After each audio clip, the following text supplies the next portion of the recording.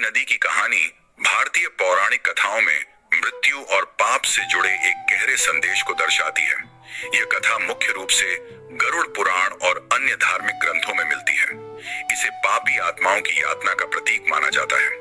कहानी का सार, मृत्यु के बाद आत्मा यमलोक नरक पहुंचती है, जहां उसे उसके जीवन के पापों और पुण्यों का हिसाब दिया जाता है। गरुड़ पुराण के अनुसार जो व्यक्ति अपने जीवन में अत्यधिक पाप करता है, जैसे हत्या, चोरी, झूठ और अन्य बुरे कर्म, उनकी आत्मा को नरक की यात्रा करनी पड़ती है। इस यात्रा में आत्मा को एक खतरनाक नदी पार करनी होती है, जिसे वैतरणी नदी कहा जाता है।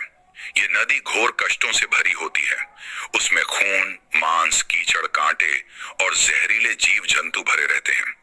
पापी आत्माओं को इस नदी को अपने कर्मों के अनुसार यातना सहते हुए पार करना पड़ता है। इस दौरान नदी की धार उन्हें डुबोने और तड़पाने का प्रयास करती है। वैतरणी पार करने का उपाय, ऐसा कहा जाता है कि अगर व्यक्ति अपने जीवन में धर्म के अनुसार कार्य करे, दान पुण्य करे और गौदान, गाय का दान करे, तो उसे वैतरणी नदी से पार होने में मदद मिलती है। जो लोग अच्छे कर्म करते हैं, वे इस भयानक नदी को सहजता से पार कर स्वर्ग में पहुंचते हैं। प्रतीकात्मक अर्थ, वैतरणी नदी पाप और बुरे कर्मों की प्रतीक है। इसका पार करना इस बात का संकेत है कि मृत्यु के बाद आत्मा को अपने कर्मों का फल भोगना ही पड़ता है। यह कथा हमें जीवन में सही राह पर चलने और सदाचार अपनाने की प्रेरणा देती है।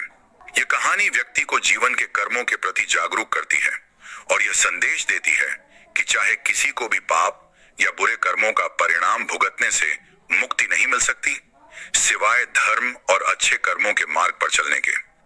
ऐसे ही और वीडियो देखने के लिए हमारे चैनल को सब्सक्राइब करें और वीडियो को लाइक करके कमेंट में हर हर महादेव जरूर लिखें।